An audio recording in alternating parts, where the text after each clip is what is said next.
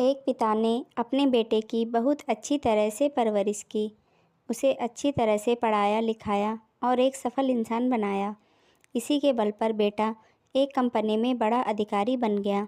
हजारों लोग उसके अधीन काम करने लगे। एक दिन पिता ने सोचा, क्यों न बेटे के ऑफिस में जाकर उससे मिला जाए। जब पिता उसके ऑफिस पहुँचे तो उन्होंने देखा कि बेटा एक शानदार ऑफिस में बैठा था और बहुत से लोग उसके अधीन काम कर रहे हैं। ये देखकर पिता को बहुत गर्व हुआ। पिता अपने बेटे के चैम्बर में गए और पीछे जाकर उसके कंधे पर हाथ रखकर खड़े हो गए। इसके बाद पिता ने अपने बेटे से पूछा, इस दुनिया का सबसे शक्तिशाली इंसान कौन है? बेटे ने पिता को बड़े प्यार से हंसते हुए कहा, मेरे अलावा कौन हो सकता है पिताजी। पिताजी को इस जवाब की आशा नहीं थी।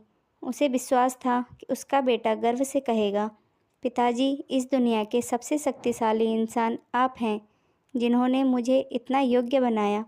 बेटे का जवाब सुनकर पिता की आंखें भर आई। वो चैम्बर के गेट को खोलकर बाहर निकलने लगे।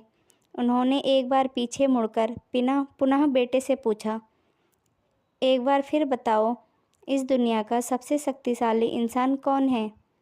पुत्र ने इस बार कहा, पिताजी, आप हैं इस दुनिया के सबसे शक्तिशाली इंसान। पिता ये सुनकर आश्चर्यचकित हो गए।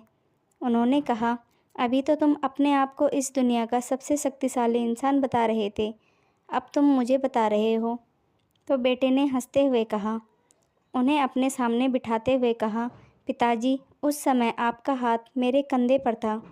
जिस पुत्र के कंधे पर पिता का हाथ हो, वो दुनिया का सबसे शक्तिशाली इंसान ही होगा ना। पुत्र की बात सुनकर पिता की आंखें भर आई। उन्होंने अपने पुत्र को कसकर गले लगा लिया। तो दोस्तों, अगर आपको ये कहानी पसंद आई हो तो हमारे चैनल को लाइक, शेयर एंड सब्सक्राइब ज़रूर करें।